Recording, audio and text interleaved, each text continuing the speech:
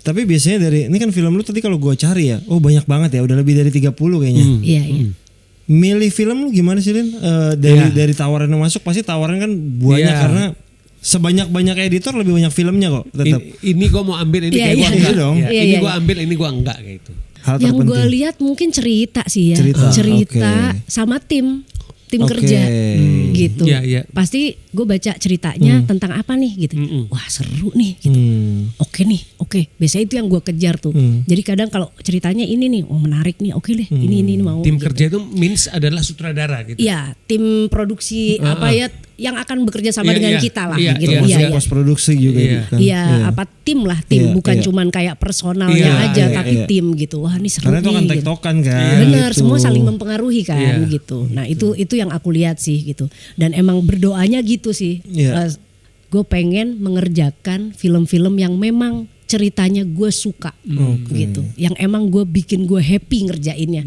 Gak peduli itu mau lo bilang film besar, film kecil apa, tapi gue happy ngerjainnya. Terus dan gue akan bersama dengan orang-orang yang saling mendukung gitu.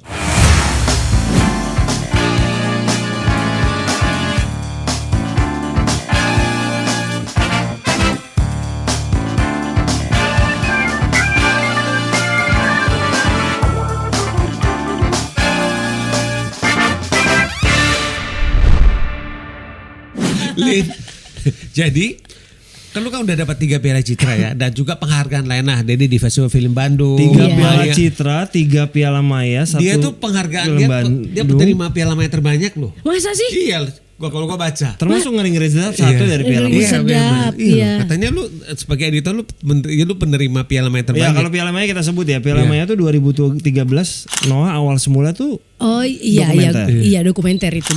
Teman tanpa menikah sama ngeri-ngeri sedap. Ya, 3. Makanya masa itu terbanyak ya? Maya lu ditulisin lu memang lu paling banyak menerima Piala Maya gitu loh. Nah, Lin lu ada ini gak sih Lin, ada semacam pressure gitu gak sih atau beban gitu ya, maksudnya dengan segala macam achievement, dengan begitu banyak achievement yang lu udah terima selama ini gitu loh. Enggak sih. Enggak ya? Enggak, karena kayak mungkin gue nganggapnya ya ini kayak bonus aja gitu. Berarti kerja gue diapresiasi gitu aja. Tapi kalau jadi beban ya enggak sih, enggak. Kalau itu jadi beban kan berarti kita kayak emang niatnya buat itu. Iya, betul. Ketika kita tujuannya adalah award, mendadak ambisius ya Bro gitu. Yang penting kan di tiap film yang kita kerjakan kita selalu taruh hati kita lakukan sebaik mungkin, dan kita pasti kasih yang terbaik kan buat apa yang kita kerjakan. Jadi lu berkarya aja lah, dengan kata lain gitu, berkarya dengan sepenuh hati lu aja, dengan sebaik-baiknya aja kan. Perkara lu masuk nominasi, perkara lu menang, ya itu bonus aja. Itu seneng-senengnya kita aja lah gitu.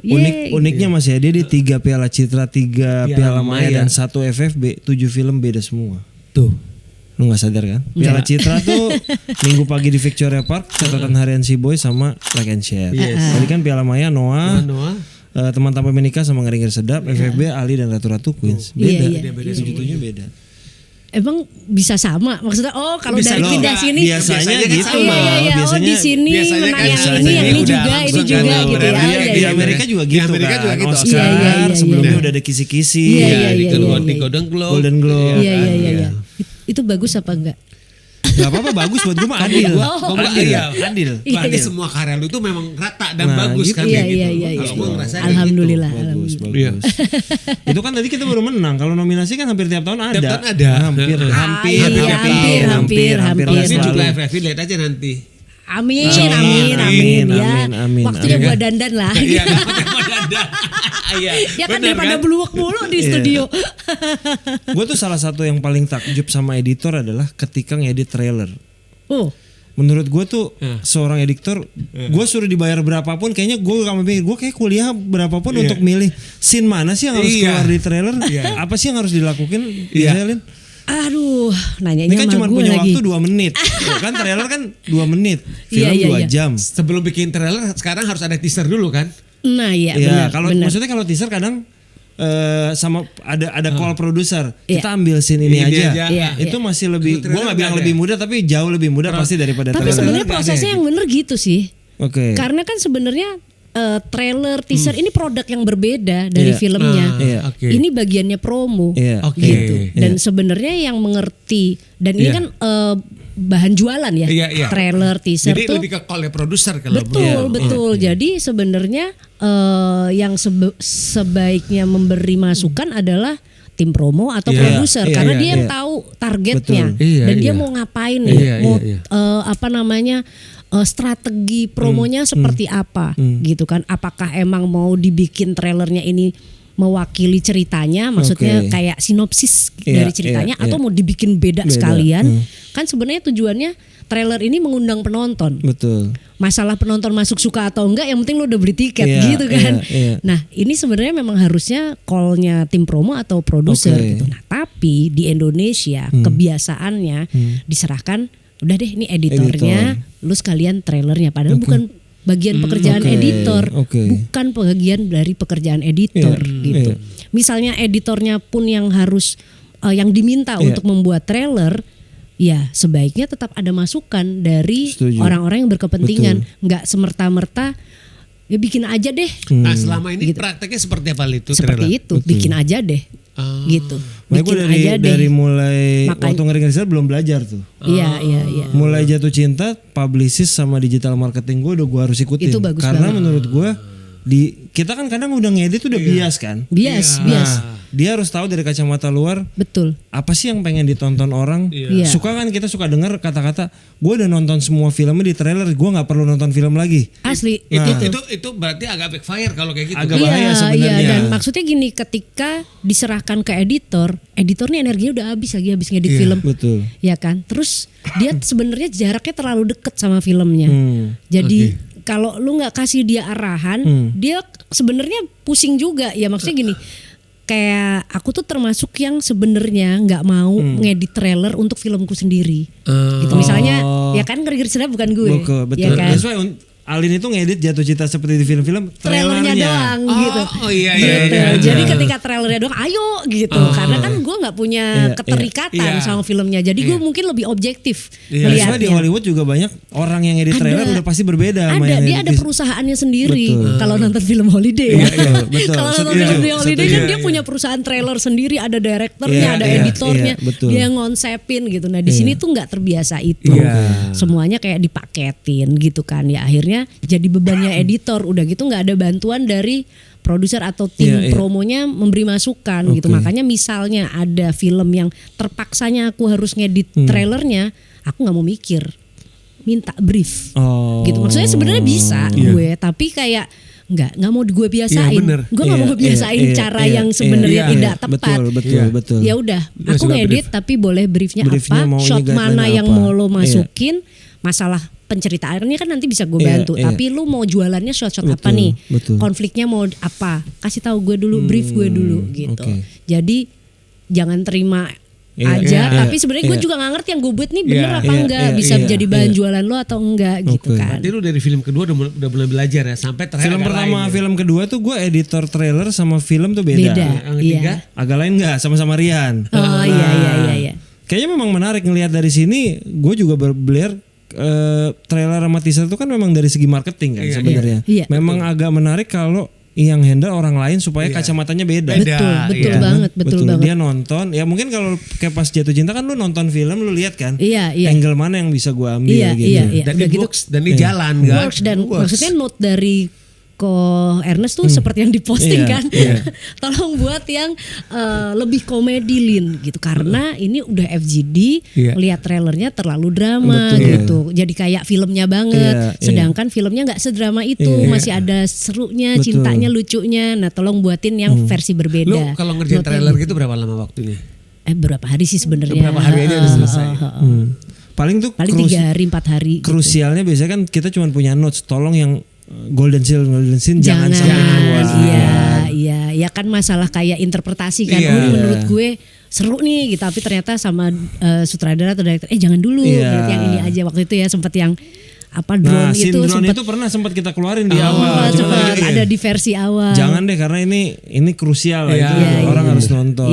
Walau ya Mas ada beberapa PH tanpa harus kita sebutin, cameo-nya aja dimasukin biasa di trailer. Buat narik penonton. Walau kadang buat gue tergantung lah. Kalau dia muncul cuman satu scene udah lu taruh. Iya. Walaupun Yono Bakri maaf saya taruh memang di agak lain sih.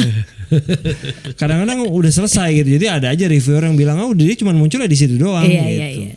Ya walau itu nggak selalu salah sih. Nggak selalu salah sih. Ya kan intinya adalah tujuannya kan buat narik penonton kan. Memang. Film Marvel juga nungguin cameo-nya sih. Iya. Lin, lu lihat sekarang ya, regenerasi di editor itu berjalan gak sih? Berjalan tapi lambat.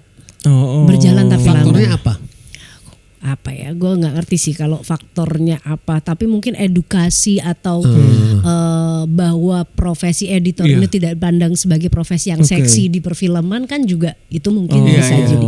Maksudnya anak-anak ini kan yang masih belajar mungkin ya ngelihat yang seksi di film ini sutradara. DOP, aktor, penulis gitu. Tapi di luar itu mereka nggak kenal mungkin gitu, atau nggak melihat apa yang seru ya gitu, nggak seksi lah mungkin. Kayak merasa orang tuh nggak tahu deh ini editor gitu. Nggak tahu. Pasti mikirnya gitu kali ya. Orang melihat kerja editing di film aja juga nggak semua orang bisa melihat itu gitu kan. Betul. Kerja editing di film tuh nggak semua orang bisa melihat itu. Betul. Even mohon maaf reviewer ini kalau ngomentarin tentang editing juga enggak gitu. Editing nggak cuma sebatas ngelihat potongan, jump cut, enggak gitu. Makanya kalau misalnya waktu itu Inavet punya acara, kita berusaha mengundang teman-teman nih. Biar sama-sama teredukasi gitu loh. Biar ngelihat kerja editing tuh nggak cuman motong nyambung. Apa yang dipikirin editor, apa yang dikerjakan editor itu, ayo kita kalau lu nggak tahu, ayo datang kita belajar bareng-bareng, kita ngobrol gitu. Ya yang mau datang berarti yang mau belajar gitu kan, gitu aja.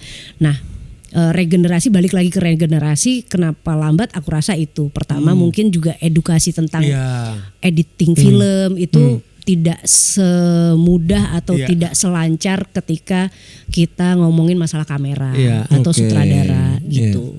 Walaupun nih kalau Inavet bikin acara editing pasti rame gitu, pasti penuh full house gitu. Tapi ya mungkin ya dibanding yang suka sama kamera, yang suka editing sepersekiannya gitu. Nah makanya kayak di Inavet tuh pengen banget bikin kegiatan-kegiatan yang berhubungan sama edukasi untuk supaya regenerasinya nih jalan gitu.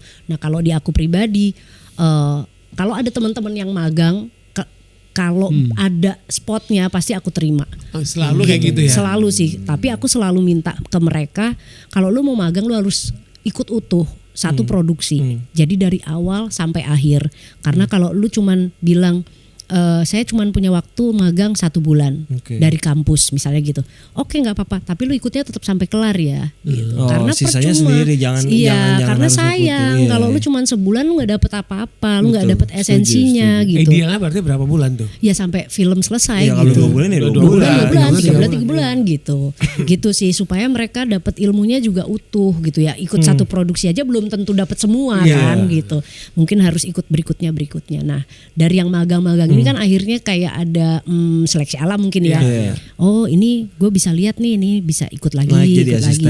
Dari yang magang sama asisten udah ada yang jadi editor belum nih? Udah ya. Ada yang satu asisten gue itu dari nol, even dia shot nggak paham, footage nggak ngerti istilahnya gitu kan. Kuliahnya editor gak dia? Enggak, dia anak daerah. Gitu. Sama-sama anak Semarang lah dia. Nih kebetulan dititipin sama kakaknya ke gue. Ya, cuman gue bilang kasih tahu. Oke, gue terima. Tapi nih gue tuh freelance ya. Lu jangan berharap ketika ngikut gue tuh selalu ada kerjaan gitu ya. Zaman dulu tuh gitu kan. Jadi freelance, kalau ada kerjaan-kerjaan, kalau nggak ada kita nganggur dulu gitu kan. Nggak apa-apa, udah ikut gue nih. Ya tuh dia anak nol banget, rough banget lah apa, gitu. Waktu film apa waktu ikut, inget gak? Pertama kali. Strawberry Surprise. Star Vision. Star Vision itu dia masih magang. Pas gue lagi kerja dia nemenin, dia nggak ngerti istilah shot, nggak ngerti footage. Aduh nih gawat nih. Ini nggak bisa nih gue nih gitu. Oke, lu jangan sama gue, lu sama asisten gue aja dulu gitu. Akhirnya lu harus belajar dari dasar gitu. Bagaimana manage file. Lu harus tahu istilah-istilah dulu lah paling enggak. Kan kalau gue udah ngedit, taruh bingung gitu. Udah akhirnya ngadminin dulu. Udah lu sama asisten gue. Jadi akhirnya sekarang kalau magang sebenarnya lebih ke asisten. Magang di tempat gue tapi ngikutin asisten gue karena dia harus belajar dari basic dulu. Sampai sekarang dia udah gue lepas. Anak ini udah gue lepas. Dia udah editor gitu. Gitu. Itu seneng kayak ngelahirin anak Bu rasanya. Bangga banget. Iya. Karena kan ujung-ujungnya dia bukan saingan tapi Enggak, udah berpartner lah. Berpartner, gue nggak pernah merasa punya saingan sih. Even itu asisten gue misalnya udah pada jadi editor, wah gue bangga banget gitu.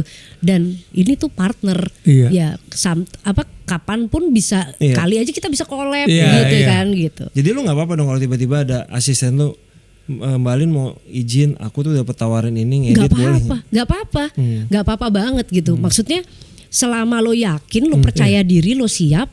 Silakan gitu. Kan maksudnya gini ya, kita tuh kayak orang tua kan. Maksudnya lu bisa ngerti gak sih, maksudnya bisa lihat udah selesai nih belajarnya. Lo udah nih, lo belum gitu. Itu kan bisa kan gitu. Nah, yang udah nih gue jorok-jorokin pasti udah lu ambil, udah mulai lu ambil. dari series deh paling enggak ya. Iya, series, gitu atau trailer lah gitu ya kan. Megang-megang satu episode lah kalau series lah. Terus gue nanya, mungkin ada yang gue tanya gimana lo udah siap belum? Misalnya lo pegang sendiri. Aduh belum Mbak. Alhamdulillah tuh asisten gue tuh attitude-nya semua luar biasa sih. Maksudnya mereka tipe yang bisa menakar dirinya sendiri. Kadang kan gak banyak loh orang yang ketika lo gimana udah siap belum? Siap maksudnya walaupun sebenarnya belum gitu kan. Tapi alhamdulillah nih teman-teman asisten gue tuh bisa nakar semua. Kalau gue juga mungkin mereka juga melihat role modelnya juga mungkin cara lu selama ini cara ngedidik ngajar mereka juga kan bener gitu. Mungkin ya gue cukup happy sih sama tim gue yang sekarang sih. Tadi kan kalau lu cerita lu awalnya ngedit dari Celluloid ya. Film pertama yang digital apa Lin? Ini Pang in Love. Pang in Love.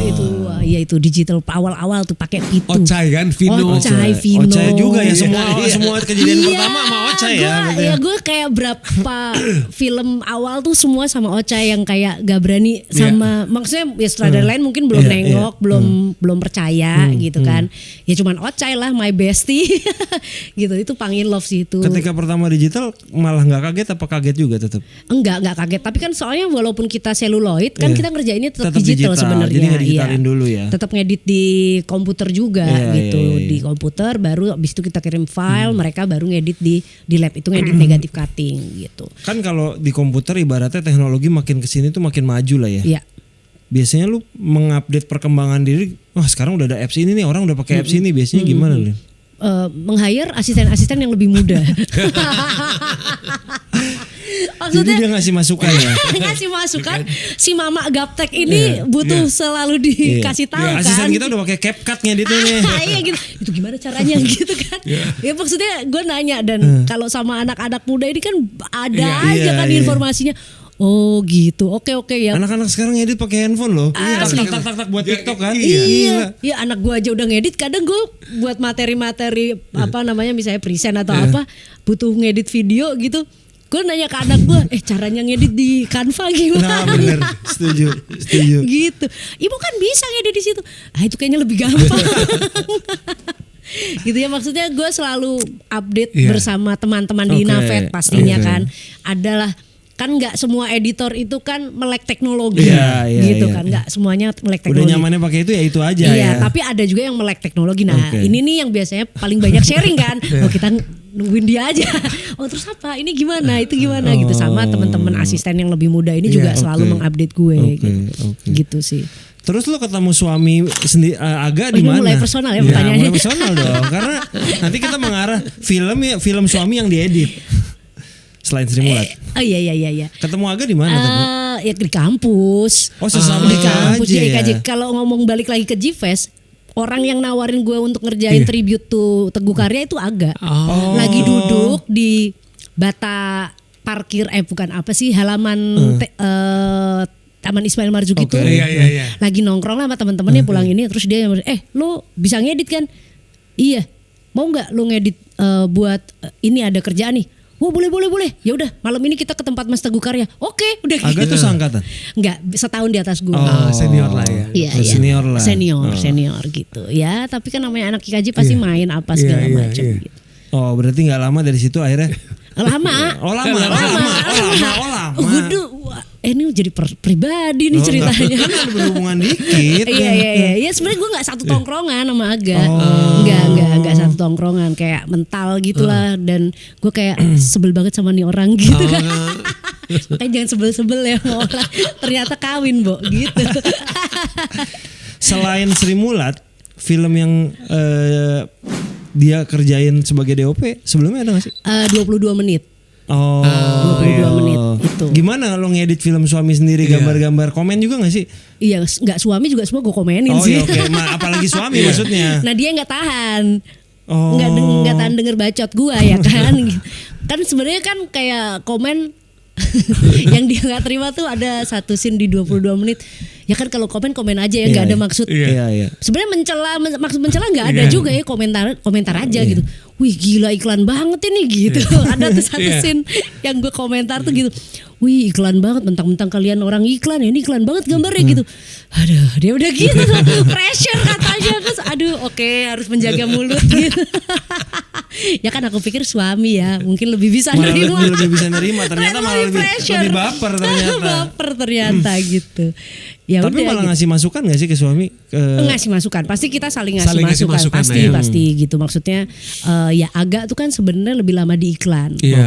Emang lama di iklan, terus beberapa tahun ini emang dia memutuskan untuk kayaknya gue mau konsentrasi di film deh. Kayaknya jiwanya tuh emang storytelling. Jadi iklan udah agak dikurangin lah ya. Udah agak dikurangin. Terus dia mau lebih konsen ke film gitu. Jadi akhirnya ya jadi banyak diskusi sih gitu. Kita nonton apa, kita diskusi. Terus kayak misalnya dia lagi bikin film apa gitu, yang mungkin aku bukan editornya gitu, juga minta masukan gitu. Kantor kalian yang di bawah restoran atas kantor itu tuh warung.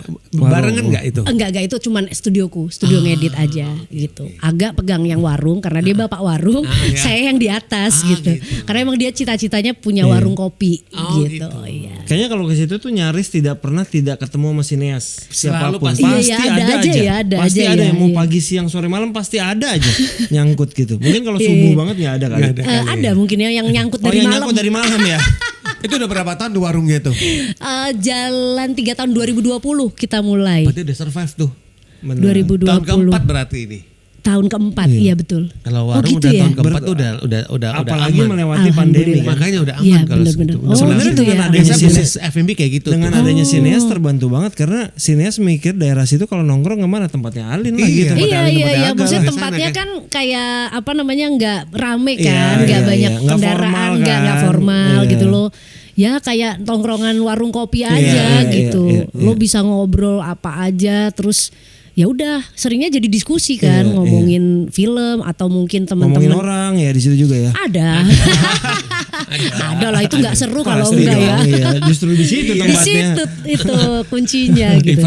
Informasi A1 di sana semua. A1 di bidang film ya, di situ semua tuh. Yo.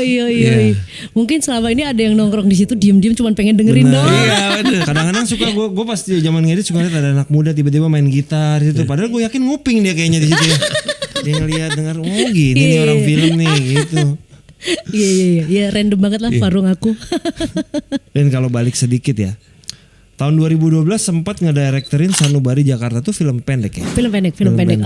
Omnibus ya. 2011 pernah jadi kamera operator Hidup Untuk Mati.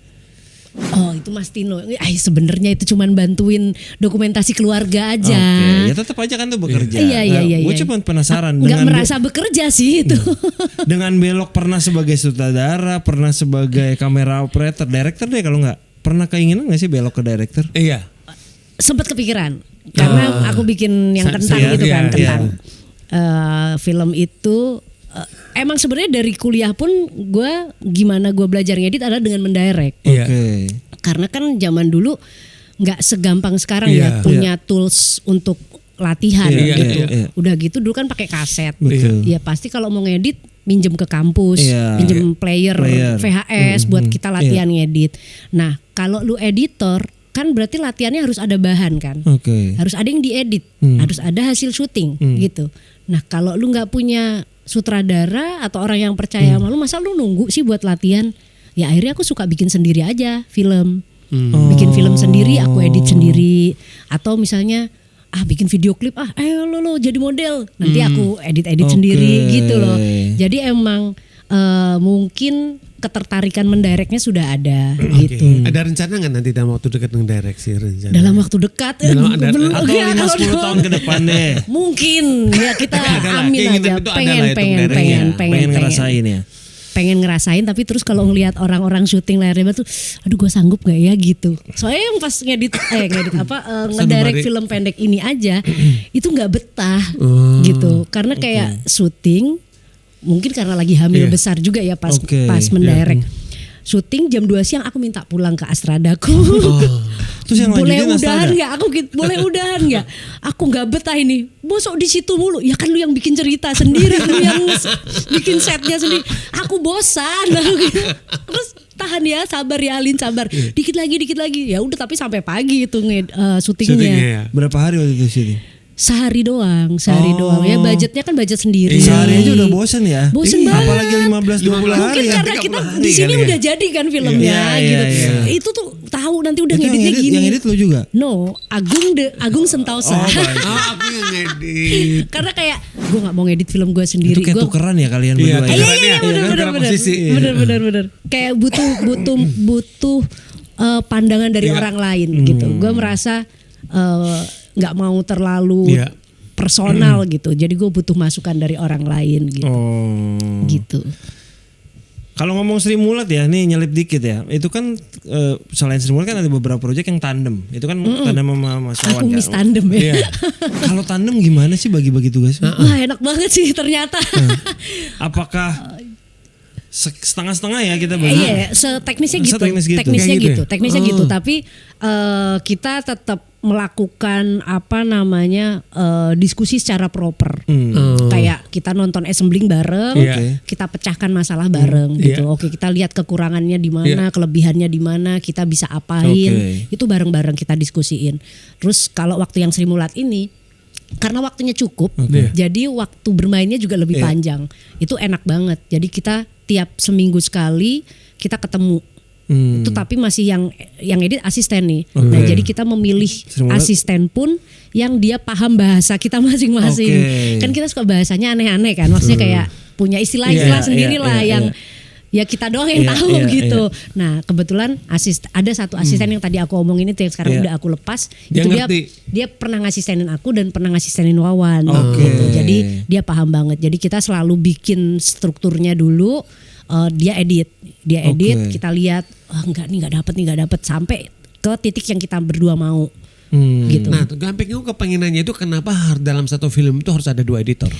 Khusus buat Sri Mulat itu karena gue yang minta.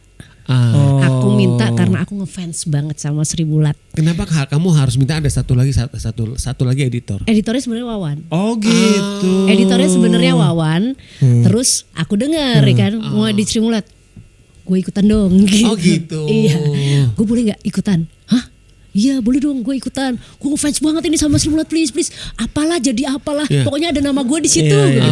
Aku sampai tadinya tuh ngasistenin juga nggak apa-apa. Yang penting gue mau ikutan. Gue bilang gitu ke Wawan. Akhirnya Wawan mencoba ngajuin ke produser sama sutradara. Nih gue kalau misalnya tandem sama Alin gimana nih? Kayaknya akan lebih menarik buat filmnya gitu. Terus diizinin. Ya udah. Kirain gara-gara assembly-nya panjang. Enggak, itu panjang memang kan? 8 jam. Bayangin sampai break 2 kali. 8 jam. 8 jam udah kayak nonton apa? Gitu. 8 jam series. Iya benar-benar itu kayak jam tidur ya. 8 jam. Ya udah habis itu terus begitu udah ketemu apa yang kita pengen, baru kita technically kita bagi 2. Tapi dari pengalaman tandem ya. Kalau mau Wawan kan udah akrab dari awal. Iya udah kayak udah guru gue ya kan, guru gue saudara. Kalau lagi ketemu yang ini permintaan produser nih misalnya, lu skripnya suka, lu kamu tandem ya sama ini, tapi lu nggak kenal, belum pernah sih. Membuka nggak kesempatan itu? Boleh banget. Nggak apa-apa. Selama ini kan tandem nih aku sama 3 orang, ada Wawan, Mas Dono, sama Mas Asta kemarin yang di Dua Hati Biru gitu. kalau Mas Dono juga karena schedule, aku nggak bisa full, terus aku menawarkan tandem. Yang Mas Sasta juga seperti itu, karena tight banget kan ini yang 2 hati biru tuh. Akhirnya kamu minta tandem. Sama mereka juga, Alin apa mungkin perlu ditambah tim editing? Oke, kalau boleh saya ada orang lain nih yang sebagai partner kreatif dan supaya waktunya juga bisa tercapai, saya juga secara kreatif terbantu gitu. Ngerti gitu. Jadi lebih clear sih. Iya. Berarti emang, tapi kalau pilihannya sendiri sama berdua, lebih pilih sendiri apa enggak? Bebas sih, tergantung ceritanya. Kalau jadi nggak ada kan kadang ada orang nggak segimanapun mendingan sendiri karena semua gue pegang. Enggak juga. Tergantung ceritanya ya. Tergantung ceritanya memang memungkinkan misalnya, untuk berdua. Iya kan maksudnya gini, tandeman itu ada yang berangkat dari awal, maksudnya emang udah di set up harus 2 nih editornya. Ada juga yang kayak kasus-kasus gue ini gitu. Gue yang ngemis, terus gue yang minta ayo dong please gitu kan. Please ajak gue. Ada yang misalnya karena waktu gue butuh temen gitu kan. Nah, itu kan dilihat juga kan, maksudnya berarti kan ini yang project itu datang ke aku duluan gitu. Nah dari situ kan aku yang mutusin apakah perlu ada partner atau enggak gitu. Ya Alin tuh udah selesai sama diri dia. Jadi buat dia udah bukan it's all about me udah sih. Kalau gue lihat di sana sih. Jadi memang kalau memang gue butuh partner ya gue akan cari. Gue butuh tandeman, gue cari tandeman. Jadi ya kan gue bagi aja spotlightnya itu. Iya benar-benar ya, maksudnya kalau emang jadi bisa bikin lebih mudah dan lancar, kenapa enggak? Gitu bisa aja kan next bertandem sama asistennya mau dinaikin ke atas. Dengan senang hati. Itu pun sering aku tawarin gitu, maksudnya wah ini kayaknya aku suka tapi secara waktu nggak bisa nih gitu kan. Ini gue lagi butuh yang mana ya gitu kan. Gue lagi mau naikin asisten gue nih, aku tawarkan gitu, boleh nggak misalnya gue bertandem nih sama ini gitu, karena mungkin misalnya nih asisten gue belum bisa ngasih banget, tapi kan masih ada gue yang bisa backup, tapi paling nggak dia dapat real atau dapat pengalaman gitu loh, biar dia juga bisa belajar. Misalnya sebagai editor tuh apa sih yang lo harus lakuin, karena kan jadi editor nggak cuma skill kan, itu yang gue pelajari sih gitu. Maksudnya ketika gue jadi editor pun ternyata wow ini nggak cuma skill sih, gue melihat teman-teman gue yang misalnya lebih sukses gitu ya, maksudnya punya kesempatan lebih banyak, apa ya mereka yang bisa bikin dapat banyak kesempatan tuh apa ya, itu gue pelajarin gitu. Dan kan kalau kita udah sama-sama ngedit kan nggak mungkin masuk ke ruangan editing, lo lagi present terus gue lihat cara lo present gini kan nggak gitu kan, nggak bisa gitu.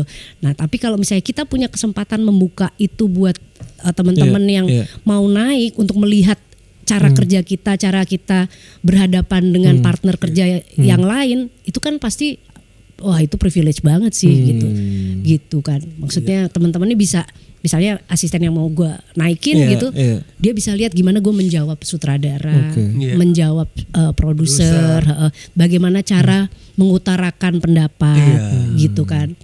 Misalnya kalau ada ketidaksesuaian ide atau apa, cara menemukan solusinya seperti apa, ketemunya gimana nih, berantem tuh nggak apa-apa, bukan berantem ya, apa kayak berargumentasi gitu. Itu kan buat sesuatu hal yang baik.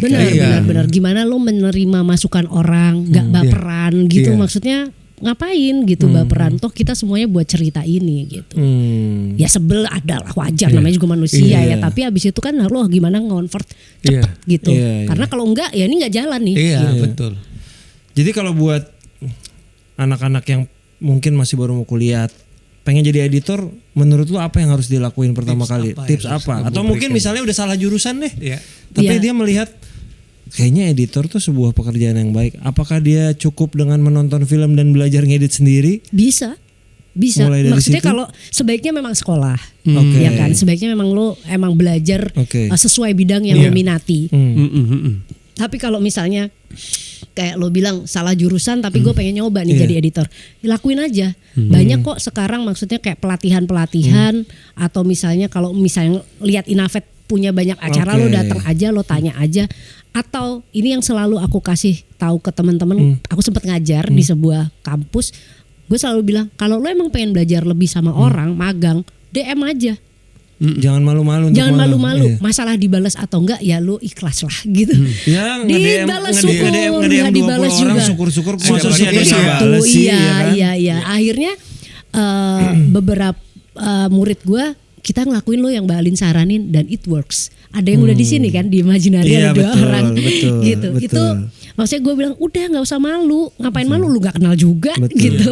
Ngapain karena 2 malu? anak magang gue dan sekarang udah jadi karyawan itu berasal dari Semarang. Iya itu dari kelas Alin. yang salah satu kelas yang gue ajar gitu. Betul. Jadi gue menyarankan mereka berani aja kalau emang lu minat sama sesuatu lu kejar gitu. Jadi kuncinya kalau dia memang pengen belajar jangan malu untuk magang. Belajarlah jangan dari malu, bawah. Bener, belajar bisa sama siapa aja, kapan aja, di mana aja gitu loh. Dan mungkin kadang-kadang nggak harus untuk film, bisa aja dia series bahkan buat cuma YouTube udah belajar aja kan. Dan misalnya ketika lu belajar bener-bener diniatin belajar, lu nggak usah dulu tuh pikiran duitnya berapa?